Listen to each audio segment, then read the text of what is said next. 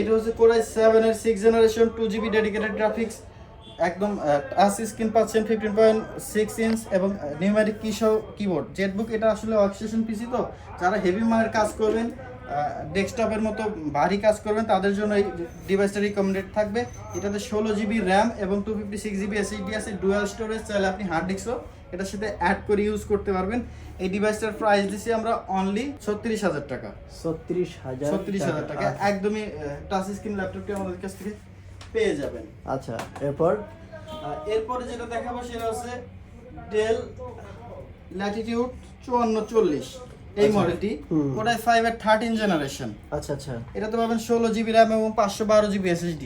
আচ্ছা আচ্ছা, এটার প্রাইস দিছি আমরা মাত্র 43,000 টাকা। কোরাই 5 এর 13 জেনারেশন। 43,000 টাকা হলে এই ডিভাইসটি আমাদের থেকে পারচেজ করতে পারবেন। তাই আমাদের কিন্তু ম্যাকবুক অ্যাভেলেবেল রয়েছে 17, 15 এবং 13 মডেলগুলো, যেগুলো অ্যাভেলেবেল রয়েছে। এটা হচ্ছে 8256 ম্যাকবুক।